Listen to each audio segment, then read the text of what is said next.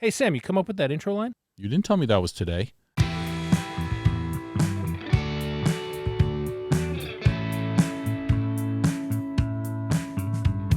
Hello, everybody. Welcome to the Writers' Room with Sam and Jim. This is the show where we bring writers into our writers' room to help them work on and develop their story, and we're going to do that with Faraz Abidi in just a bit. But first, Sam wants to go off about something.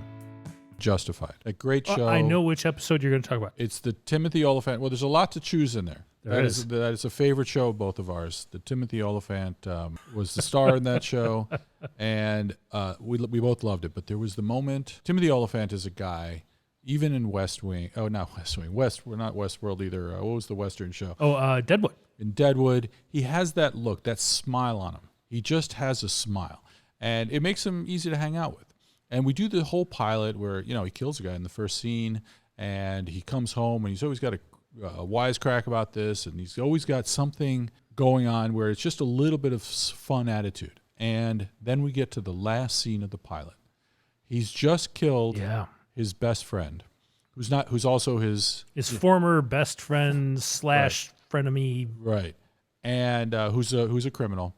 And he's sitting in his house with his wife or ex-wife. Standing on a balcony with his ex-wife. Wow, you remember this more looking than out, I do. Yeah. And she says to him, "You're the angriest man I know." And all of a sudden, my head exploded because that made no sense as I was going. But as I looked back and thought about it, I realized she's right. It shined light on every moment we had seen with him in that whole pilot. Right. That, he had a little bit of a smile, but he was actually driven by something. Right. He was a quick draw. He was resisting being sent back to Kentucky. He'd been down in Miami. Mm-hmm. And he was fighting it the whole way. And why? And you didn't know, but you could tell he was fighting it.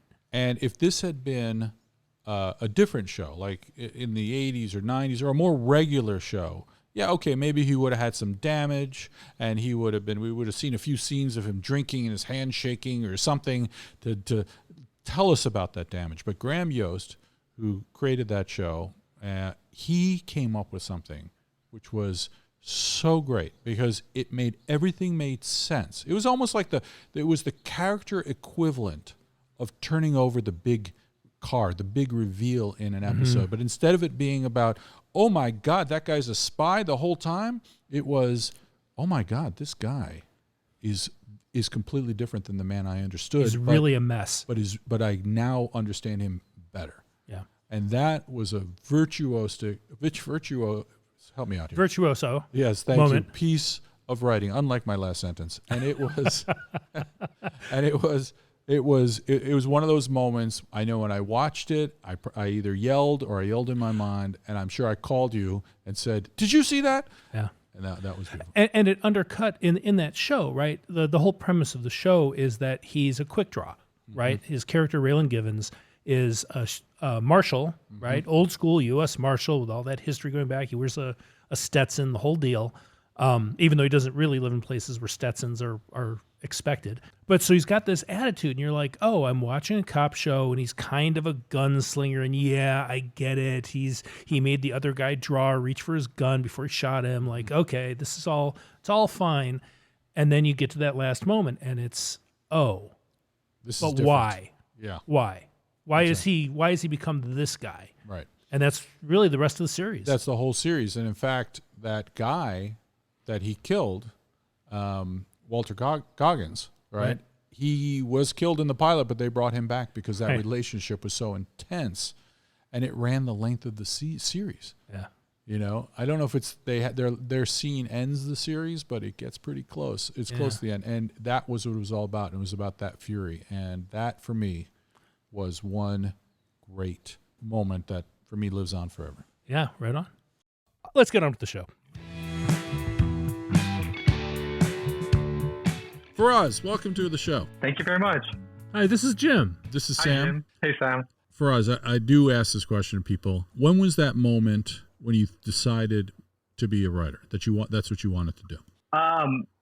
When I saw Arrested Development, when I watched that on Hulu, I think it was like 9th or 10th grade, and I was just like doing my homework, and I was doing like math or physics, and I was like, this is terrible. Like, I'm gonna have to do this for my life. But yeah, I saw Arrested Development. I was like, this the most brilliant, amazing thing I've ever seen in my life. Like, I don't know how they did this, but I want to do this.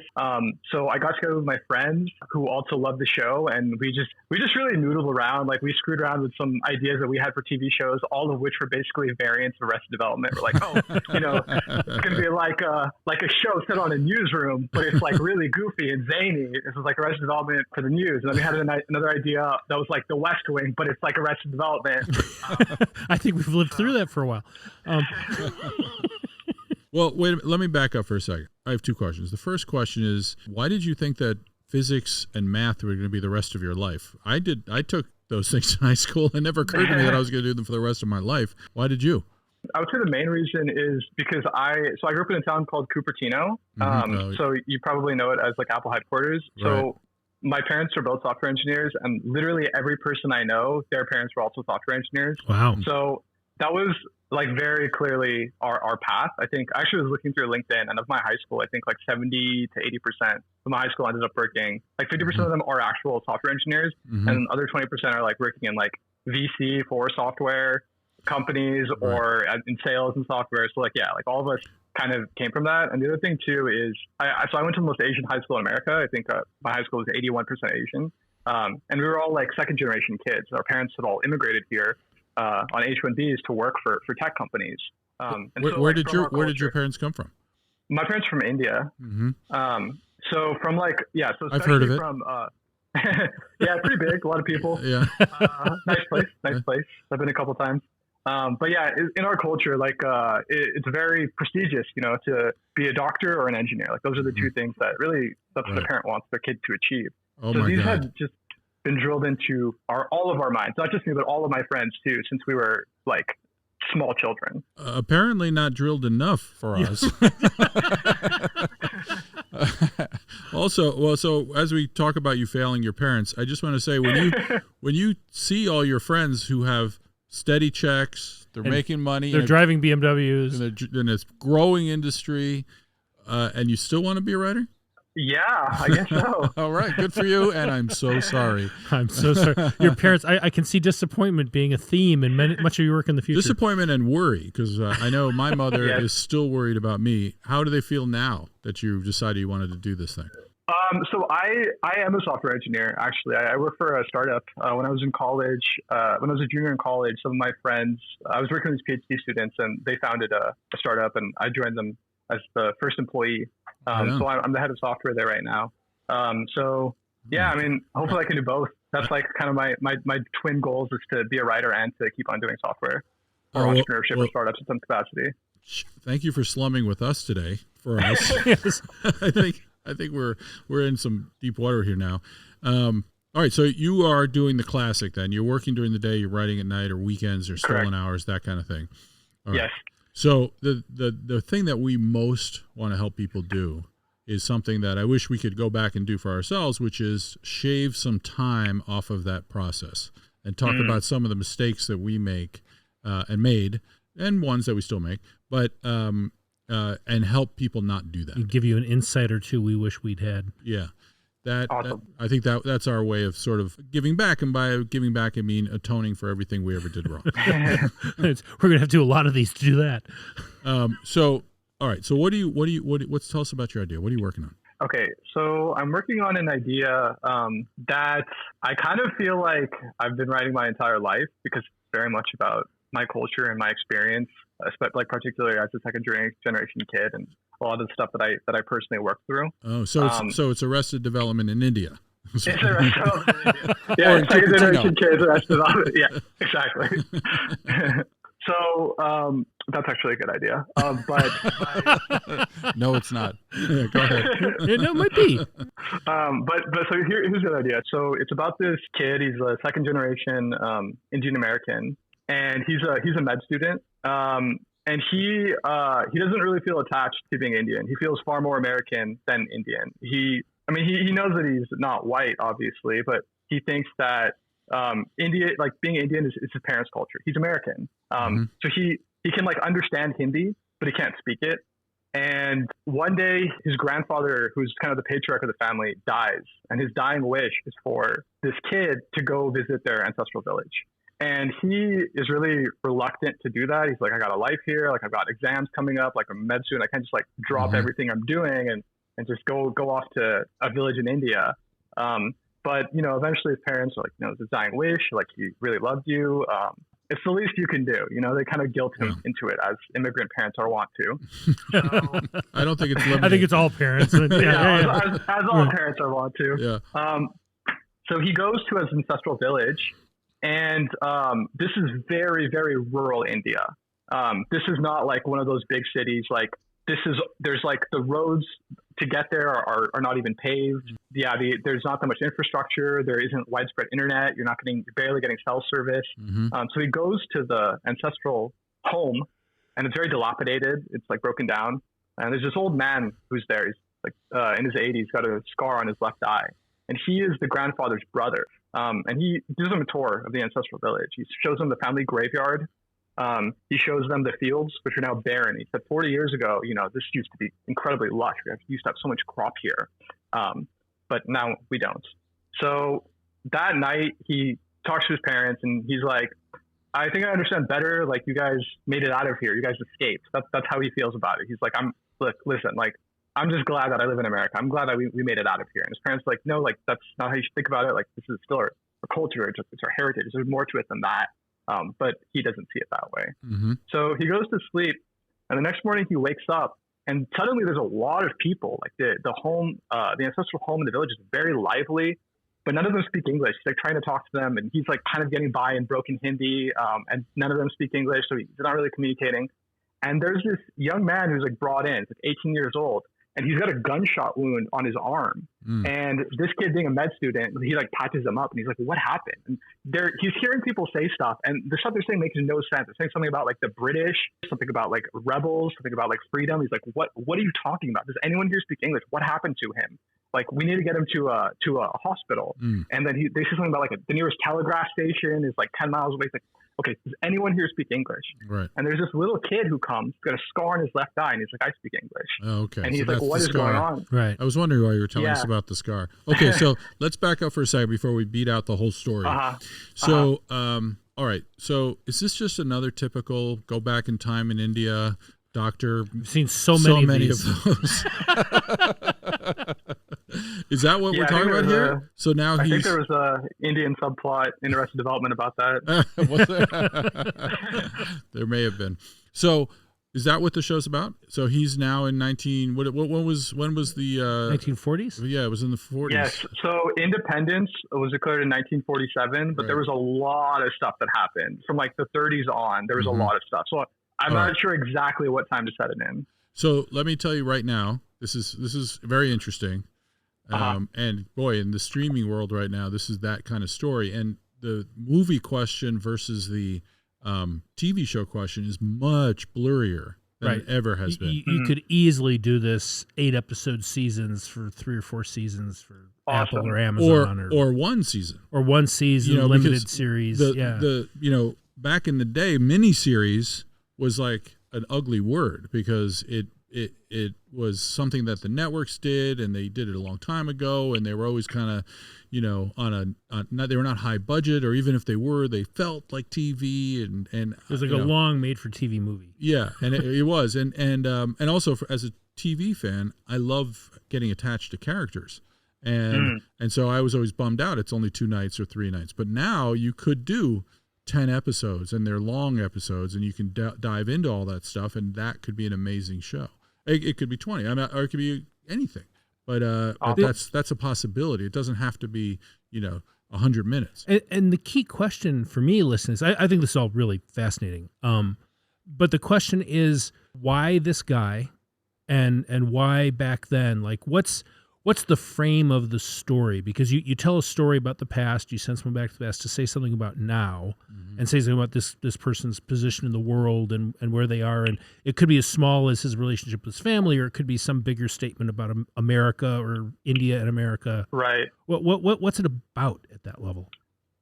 I think there's two major things here, which I think are which I really feel passionately about in telling the story. So the first one is, it's about someone who doesn't feel tied to his roots. He doesn't understand what it means to be Indian. He thinks that he's done better. Like, we just kept on. Every generation did better than the last, which is why now I'm in America living at large. But he doesn't realize what it means to be Indian. You know, being Indian isn't just the language that ties us, or the land, or the culture, or the food. I mean, all those things are related, but being Indian is unity. It's like the communal aspect of being Indian.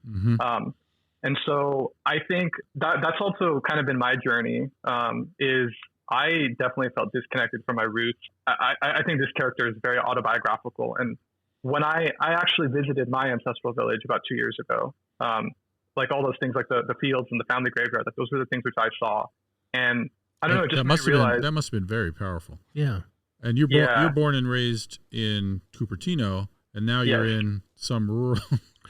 So, it's like the opposite end of the technological spectrum, right? Were you with? Exactly. I assume you were with your parents, right? Were you? Yeah, I went with my grandfather and my and my father. And my grandfather. I mean, like literally, like the people in that village, they were like teachers and like land surveyors. And my grandfather was like the lone genius from that village who ended up getting a PhD. He got a PhD in like 1940 in nuclear physics, and he like lifted our entire family. Like he elevated just generations of our family into education, into a better life, into opportunities. So to understand what his experience was like, and the fact that he still had great love for this village, despite like, you know, now making lots of money and being somewhere else, being in like, you know, the metropolitan area, he still said like, this is my culture, this is my people, this is my home. Sure. That gave me a lot more understanding of what it meant to be Indian. That sounds very powerful. And I have to say, you've done something here, which is it's hard enough to sit in front of a blank screen and try to come up with a TV show. But now you have to come up with something that honors some of the most powerful things you've seen in your life, and to make it a TV show. Right. I mean, I'm like, we got to get some real writers for him to talk to, not us. So where's the dick joke exactly? I'm confused. When's the guy in the blue paint come along with the for the Arrested Development references? We're not there. We're in a completely different place. There's a world where you could tell the story of your grandfather, right? Like in a way that where you're connecting, like, because it's a classic immigrant story that, depending on which decade you're in, would be in any number of countries around the world, which someone makes their way and they come to America, and they it's what this country is historically all about, is people making their way in ways like this. But instead you chose to bring someone from here back and drop them into the middle of the Civil War, which feels like there's some other piece of the story that has to do with the battle and is it about the fight for identity in a way that's common to this character and what's happening there? Yes, absolutely. So the Indian Revolution is also, I think, one of the most fascinating events to happen in recent history. And little understood here. I don't think people in America know much about it at all. And I actually didn't know much either until I really started taking a deep dive into it. There's still a lot more research that I have to do. But now I have like a much better understanding of myself in seeing how my family members and the family members of the other kids from Cupertino I grew up with, like now I just understand better how the Revolutionary War colored our experiences in our culture. And I'll tell you why I say that. So India was not a single nation until 1947. Right. Before that, it was hundreds. It was like dozens or hundreds at various points in history, but it was feudal kingdoms, just like different assorted. They never considered themselves a single nation. And that was very, very important. That was a very important thing that the movement had to accomplish, is regardless of your caste, regardless of your religion, regardless of your social class, regardless of your gender, we are all Indians and we are fighting against a colonial oppressor. And only by uniting can we achieve that. So there have been historically lots of strife between all these different groups.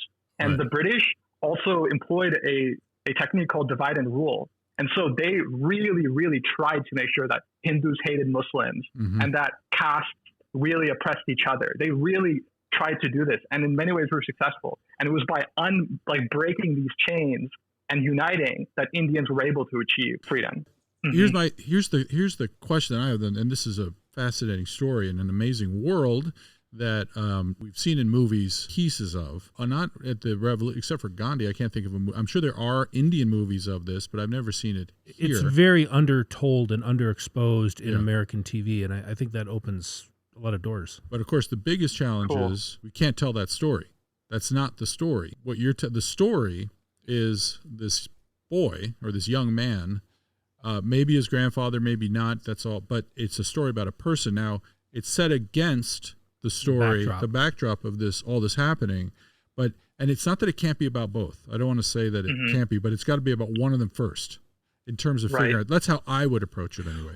Well, it's kind of got to be about him. Like, he's the lens through which you see the revolution happen. Right. And in just the ways I think you're targeting, right? Like, that's the echo, is the him feeling it within himself, his disconnection, and is this, in a way, the same as the disconnected parts of India finding communal identity? He has to find his identity by going through that experience, right? Yeah, absolutely. Now, you don't have to have him going back in time, right?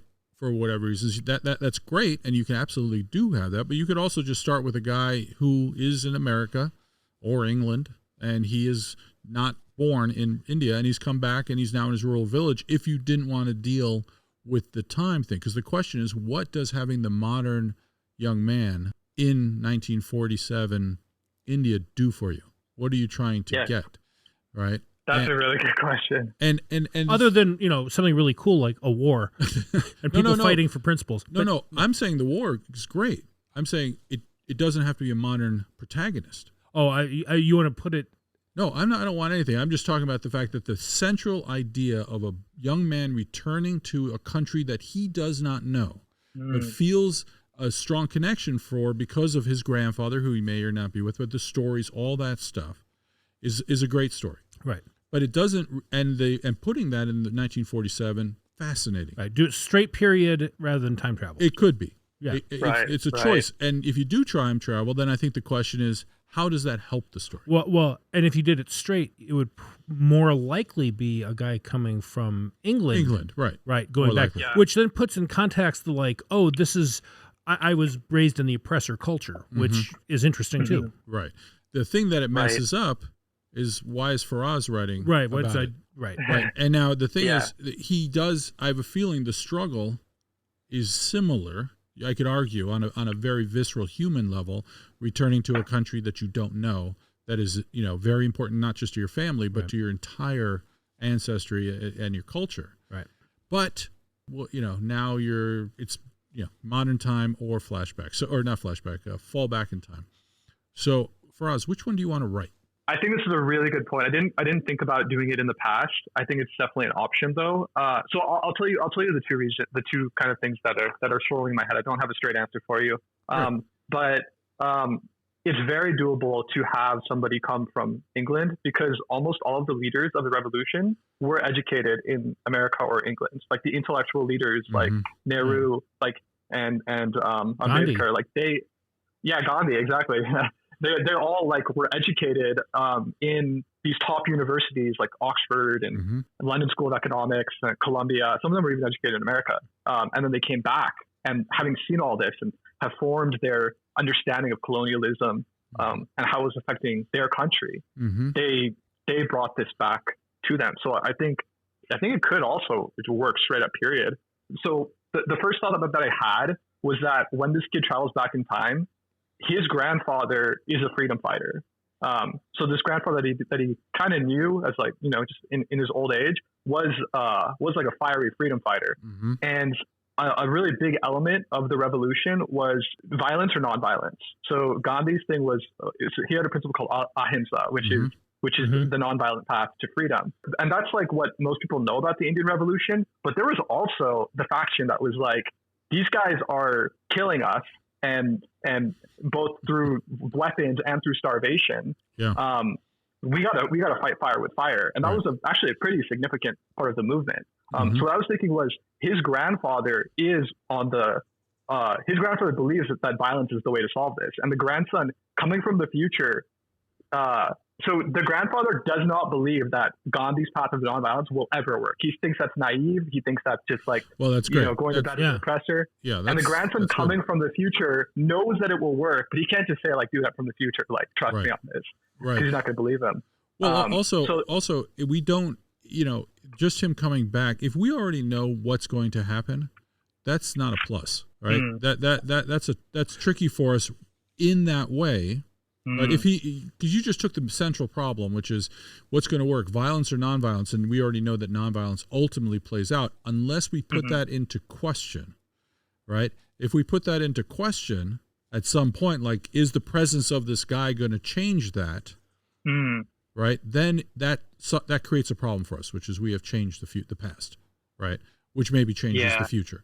But if we know too much going in and we know everything's going to work out in the sense that nonviolence will win, they will become a country, is that a problem? Or is that maybe in a limited series, I don't care because I know how it's going to turn. I'm watching the Crown right now. I certainly know how that turned out. Well, and that's the very big picture, right? But what does that have to do with what happens here? Right. What are the choices that have to be made? How is this kid going to confront the choice between path A or path B in these specific circumstances? That's a good point. I might be overly worried about that. Yeah. It's that hierarchy of drama, right? Self, family, society, right? And this is family and self in the midst of this social thing, and as long as it's that small, it may not matter because certainly for myself, I know a little bit of history about this stuff, but no one knows when the key events were, and I know a few broad strokey kind of things. Well, but no one in people America, but right? No one really knows the events, right? So let's get back. So the question is, what piece of this do we want to use? Do you want to use? This is almost too big. Right. And now we have to slice definitely a piece out of it. All right. And it's not about Gandhi. It could be, but I'm saying it's smaller than that. You're in the middle of nowhere, and what's happening there? And if we're telling a story that is there, then it doesn't it's related, of course, to Gandhi, but Gandhi's 1,000 miles away. Right. What's happening there? Have you thought about what that could be and how that challenges the core dilemma of the guy, which is, am I Indian or am I American? Am I modern or am I... And it feels like there's another piece here, like he returns through time to this thriving community in the past that I assume empties out because people go to Cupertino or Bombay or wherever they wind up going to. In a transformed India, these villages wind up being deserted.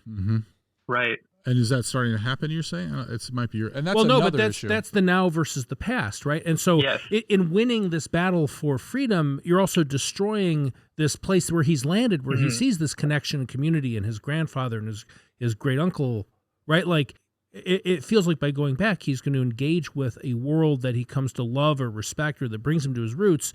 But he also knows that what's happening all around him in that moment is going to destroy what he's learning to love about his roots. What I was thinking regarding that was, so the grandfather, who's like a violent freedom fighter, his parents loved the British. So there was a section of the Indian population who really actually liked the British because they were patrons. They were patronized by them. They were like the 1%ers who were well served by the British. The British came and collected their taxes, but they took care of them. It was the other 99% who were truly under the under the grill of oppression. The great thing, in every character is a bundle of contradictions. Right. And you certainly could see that with the British in India. They brought some good things, right? And you can't say that because you're like, yes, they murdered people, they exploited the land, they did all these terrible things, but they did I don't know what they are, by the way, but I'm sure they brought some things that they happen to be good at, and they brought things. It's always what the colonizers do. They come, they take everything, and maybe if you're lucky, they leave a few good things, right? And that's great because it's very controversial, and it's very, when he has that argument with his grandfather, or when the parents have that argument with the grandfather, and can you think of one good thing the English did? This is a very controversial topic, as you can imagine. So this is definitely something which is debated quite a bit. So like the old line that they say is that the British brought railroads to India. Okay. But the kind of counterpoint to that is like India was already so before the British came, India was 23% of the world's GDP, and after they left, it was 3%. Jesus. Yeah, like, and the U.S. is like 26%. So the India of like the 1700s was like the same global powerhouse. I mean, it was separate fiefdoms, but if you connected it all together, it was like a superpower like America was. Yeah. But a lot of that was the Industrial Revolution, though, right? Like it sort of changed the. All right, well, hold on, boys. Right, Let's not get into this. right. And careful, Jim Dunn on history. It's a deep well. So some people have girlfriends, and Jim had history books. This is so. Hold on a sec. But all I was trying to say was, I love the controversy and the contradictions, and I'm making it up. If the grandfather who he loves, right, is now basically a revolutionary and a violent one, great, right? If the British, his grandparents or his great grandparents rather, are pro-British, great. Yeah. And if the British fixed, say, postal service, we stole everything, but you can get a letter from one end of the country to the other. I'm making it up. Right. It doesn't have to be important. Great, because it adds to nobody's absolutely bad, absolutely good, which is a lot more fun to write, right? Because there's just there's complexity to it. Because, sorry, Jim, you were saying something? No, I was just saying, and with all these all this conflict happening, you can put different people on each side of every argument you can think of. Yeah, and never let it resolve play them. out. Yeah, it's Right. just that's because people have to make choices in their lives as they are. And more importantly, what's the main guy's name? It wouldn't be Faraz, would it be? No. So this is another thing too, which I have to decide, is the main character can be Hindu or Muslim, because this like greatly colors what their experience would be and their relationship with their neighbors. Well, what are you? What are you? I'm Muslim. My parents are Muslim. So why not just make it Muslim? If you know more about that, would that be more interesting to you? Or I think, yeah. I just want to. I need to think about it. I need to see what I can do. I definitely do want to tell the story of. I mean, because there was historically there has been conflict in India between Hindus and Muslims for hundreds of years. There's also been unity between Hindus and Muslims for hundreds of years as well. And of course, like when India was partitioned into Pakistan, that partition was like a very, very bloody civil war between Hindus and Muslims. Yeah. Right. So. Yeah, I think that's going to be like a very key element of this is there are these people who fought together. They literally fought together side by side as Hindus and Muslims. Their religion didn't matter to them when they were fighting against the British. But then this like last event, this last partition, which was not handled well, and some people might even think it was like a last middle finger from Britain, resulted in a really, really dark period in India's history. I don't think you should shy away from that conflict. Like, no, that's so good. It's almost like, I mean, that gives your story someplace to go in a way. Like it's a whole nother evolution of that violence and the search for identity. Especially if the cousin is. We're by the way, who was the violent revolutionaries? Was it everybody? Like, was that a cross? Were there violent revolutionary Muslims and Hindus? Yeah, definitely. Okay. Yeah, definitely. So, and then so what would be great is the person that he ultimately ends up connecting with is not what he is. You know what I mean? Right. And, I mean, we just always want to create the conflict and the problem as we build. It's what's the worst thing for the character is the best thing for the writer. Right. But I think we have to figure out how to get small on this, right? I think because I'm overwhelmed listening to all of this. I'm extremely excited, but and secretly thrilled that I don't have to write it. The leaf getting blown by the wind. We can't look at a whole tree. Yeah, too many leaves. Right. Can I ask a question really quick? The majority of this is probably going to be in Hindi, not English. Do you think that would be an issue for American audiences? God, I don't know. That's interesting. I don't. And by the way, I don't think anybody knows. Just so we're clear, it's a choice. It's a choice. It'll definitely limit it. Because Americans seem to be so reluctant with subtitles. I will say in our experience, though, working with streamers over the last several years, like there's a large appetite at places like Apple and Amazon and probably Netflix to have product that stretches the boundaries between different international communities. And and if it's, if it was 20% English and 80% Hindi or, whatever, like that actually might be a plus, not a minus. Yeah, it's an interesting time that way. Feature, not a bug. Yeah. Okay, cool. I mean, this is I don't think you could make this 10 years ago in America. Much harder. I mean, I've never seen anything like it, which makes me think that's why it hasn't been done. Is because you couldn't do it, right? But it's really interesting. So let's get back to the figuring it out. How are we going to? What is a framework of an episode, Jim Dunn or Faraz, that would work? I'm talking about a shitty version. Don't think about it too hard. But like what is the first episode, or even the arc for the 10 episodes? Either one of those, just stay up around 100,000 feet.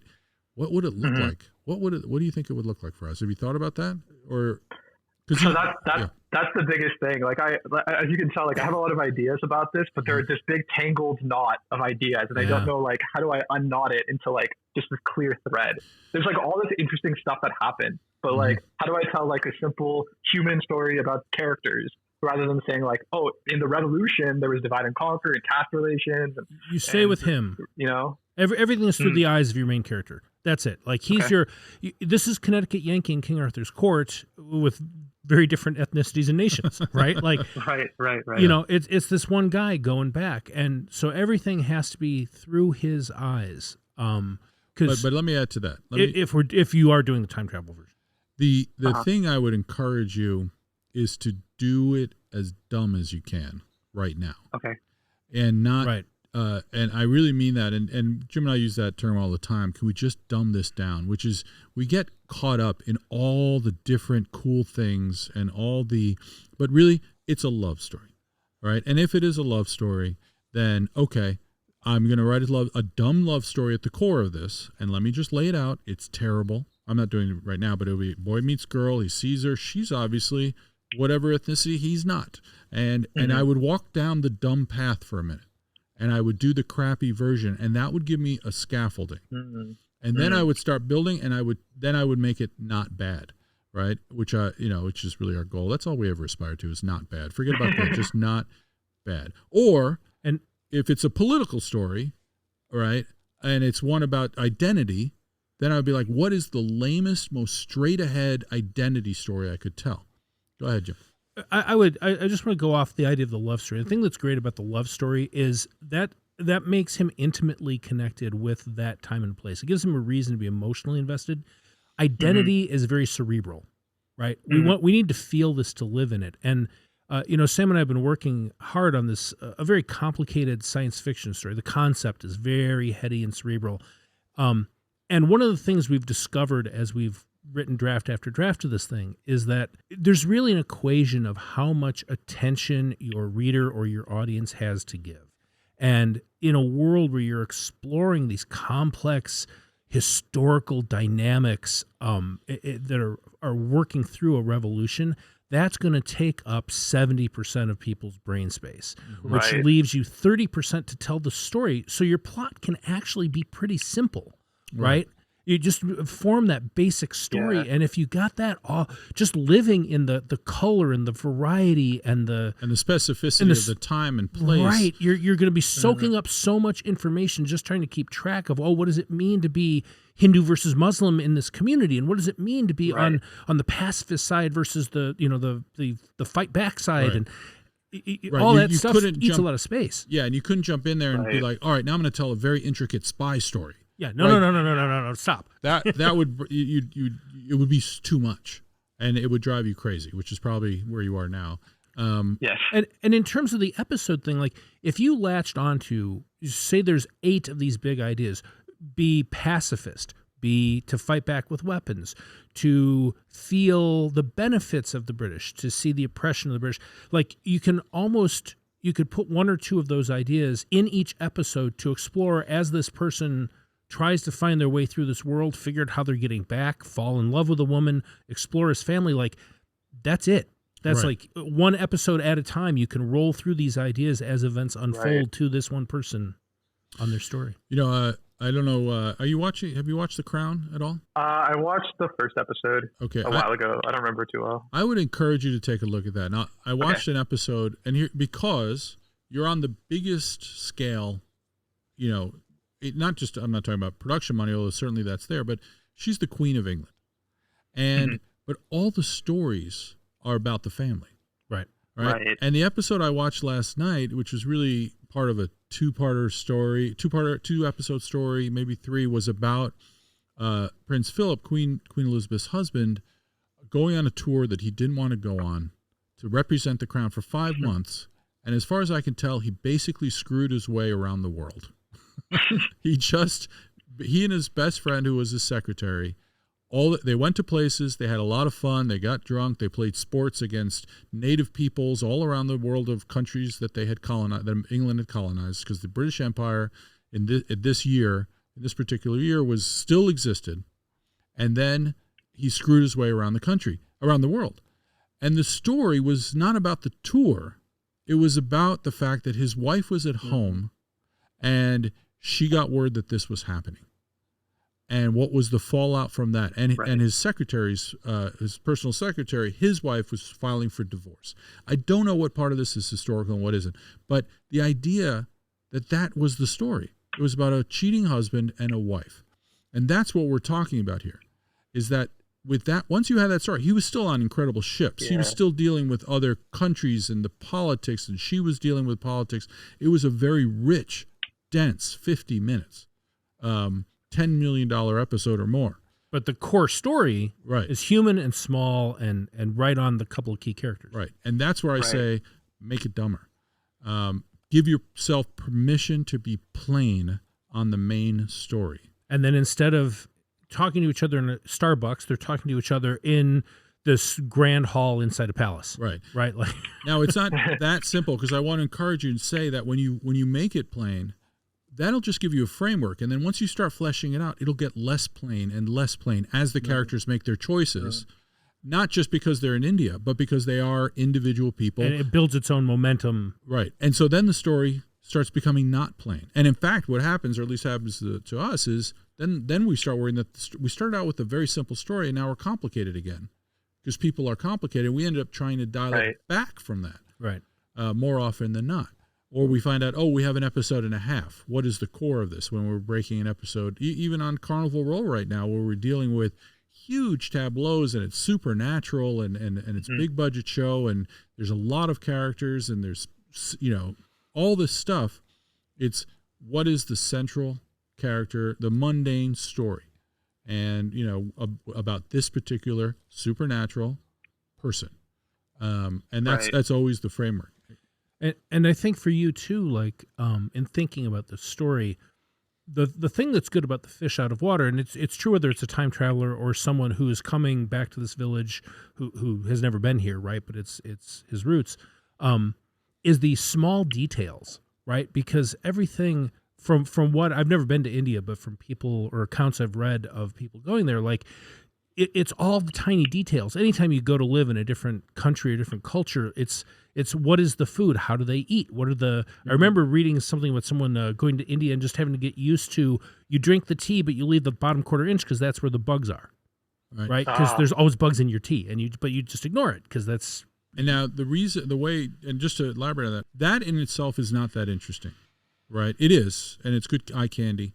But it's going to be, how does he feel about the fact that there are bugs in the tea? And how does he feel that he doesn't know that because he wasn't raised with it? And is each one of those things a way of sort of slapping him in the head and saying, you're not really Indian? And that is the way. See, and that's what I'm saying. Jim did the dumb version, which is good. Like, okay, let's get India into the show in these ways.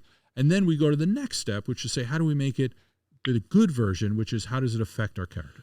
And all those details begin to laminate together and make a forge the depth of your show, so that even though the story may get more complicated, you have to track what the audience knows as you go along, and you're going to build a sort of database, right, for what they know about this town, about this person, about all these different topics of what's going on.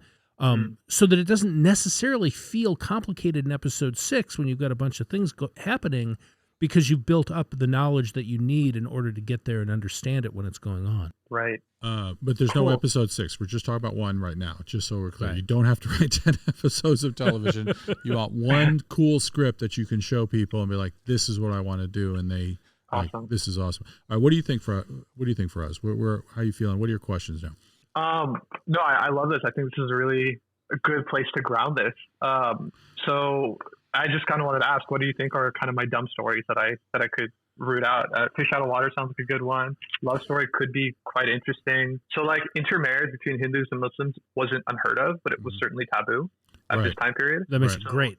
That's interesting. I mean, the thing, those are good ones. I think the question is the class. If it's supernatural and he's going back, well, he probably wants to get home.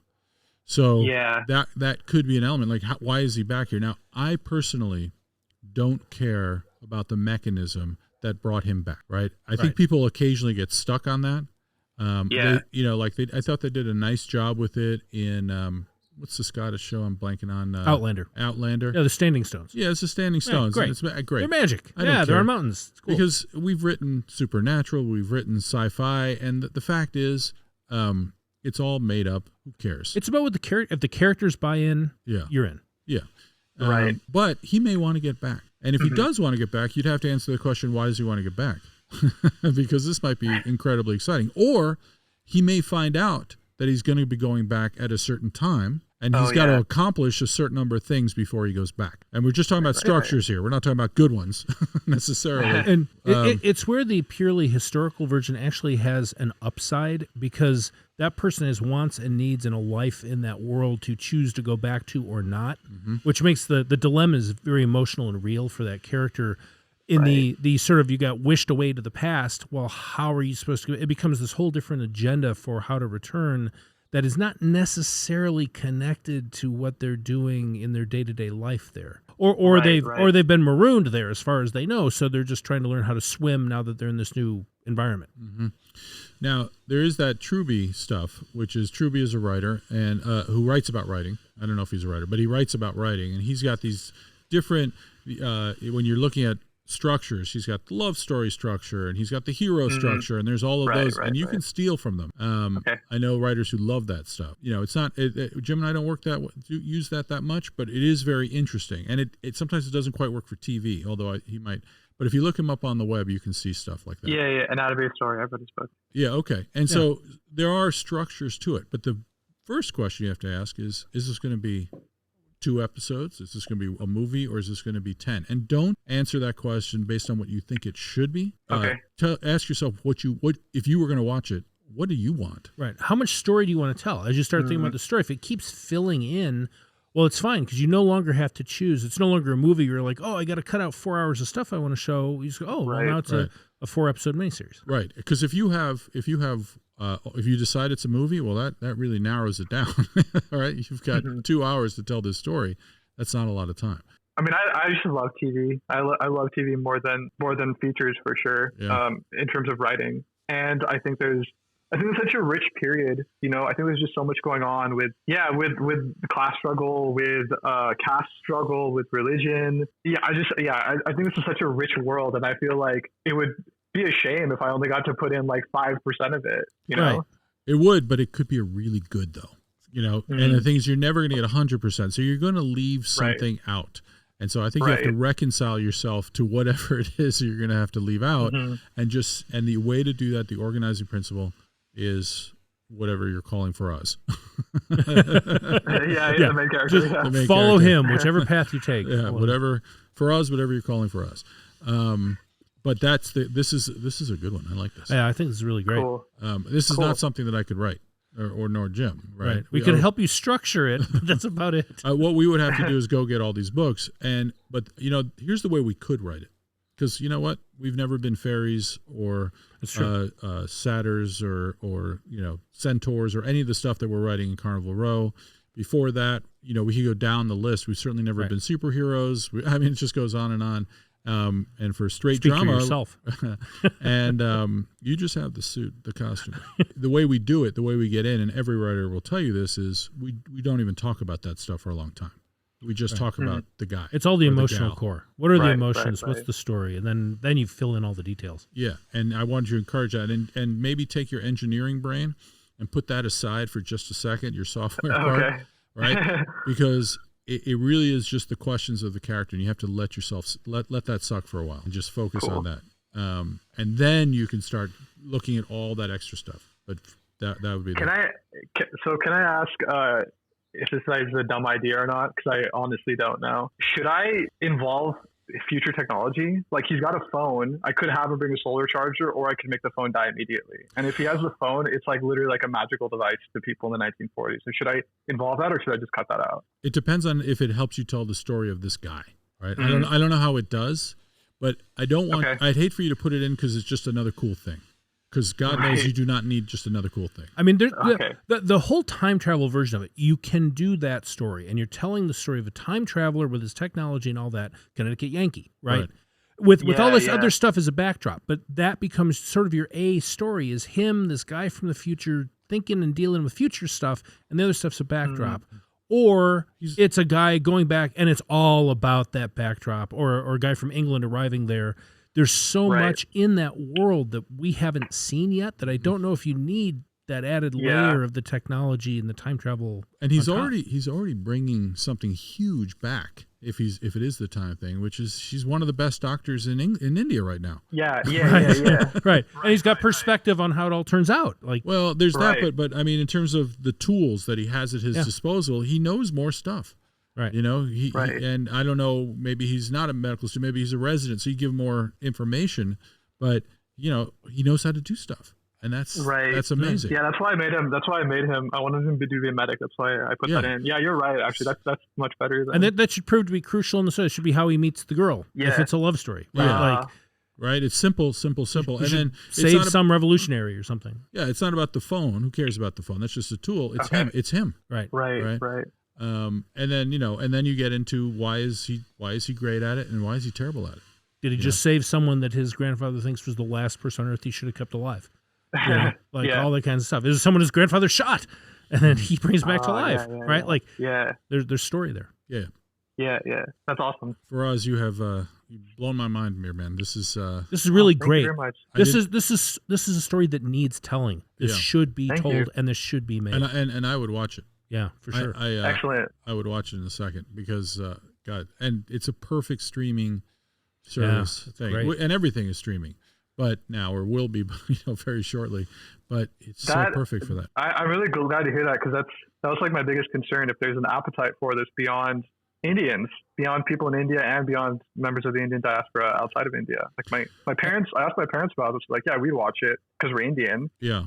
It's our story, but hold on a second. I was not sure if non-Indians would. There are a few Indians in the world. Yes, I think you've got an audience between America and India. You've got at least 1 billion people, you did. 1.3 billion, That's whatever true. that is. That's true. You're not writing a show about, Say 10% of them watch it. Yeah. It's only the most popular TV show ever. Yeah, exactly. Exactly. Faraz, it's been a pleasure. Thank you so much for coming on to the show. Thank you, Faraz. It's great. Thanks a lot, guys. I found this really, really helpful. Thank you so much for your time. Be well. And that's all we've got for you this week. Our producer, J.R. Zamora-Thal, is working the mixing board. Our logo was designed by Julien Debar-Monclair, and our music was provided by Buddha-Rays out of Austin, Texas. If you want to get in touch, we are at The Salmon Gym on Instagram and Twitter, and you can find us on Facebook and YouTube as The Writer's Room with Sam and Jim. And if you like hanging out in the room with us, give us a follow on Apple Podcasts, Spotify, or wherever you get your podcasts. And tell a friend, would you, so we can get JR paid. Thanks, everyone. See you next week.